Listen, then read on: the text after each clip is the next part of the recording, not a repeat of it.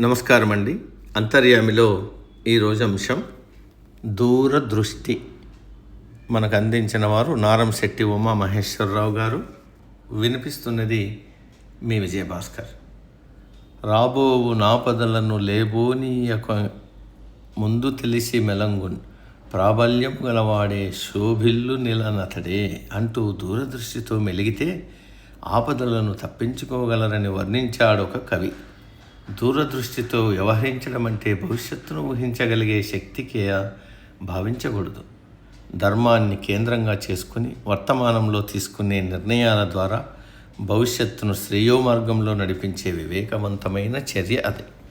అలాంటి కార్యాల వల్లే లోకహితం జరుగుతుంది. ముందు చూపుతో సమస్యలను పసిగట్టి పరిష్కరించిన విపత్తులను ధీటుగా ఎదుర్కొన్న వివేకుల గురించి పురాణాలు వివరించాయి. దూరదృష్టికి పరిపూర్ణ నిదర్శనం శ్రీకృష్ణుడు. కురుక్షేత్ర యుద్ధం మొదలవక ముందే దాని ఫలితం ఆయనకు తెలుసు.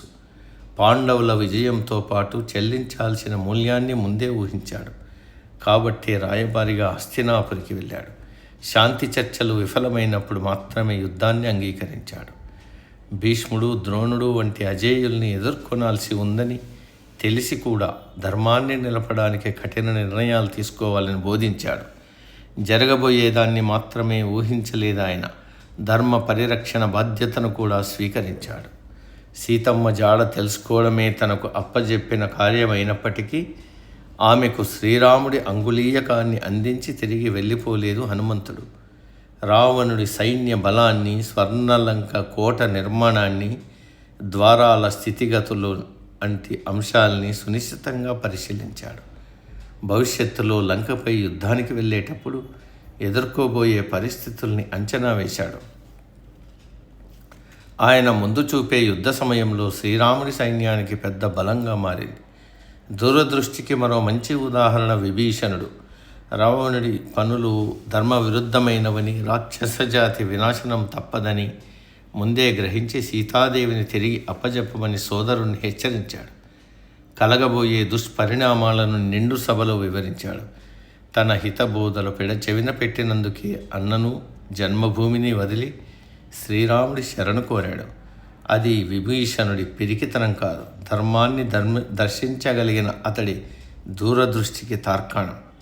కఠోపనిషత్తు ప్రకారం నచికేతుడు యమధర్మరాజును కలిసినప్పుడు తాత్కాలిక సుఖాలను తిరస్కరించి శాశ్వతమైన శ్రేయస్సును ఎంచుకున్నాడు.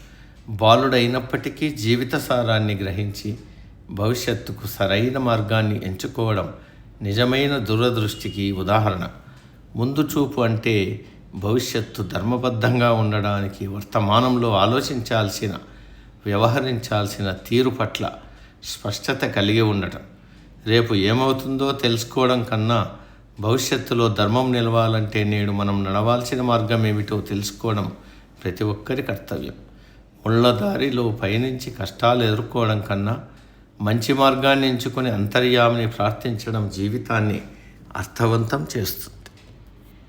సమాప్తం. సర్వే జన సుఖినో భవంతు.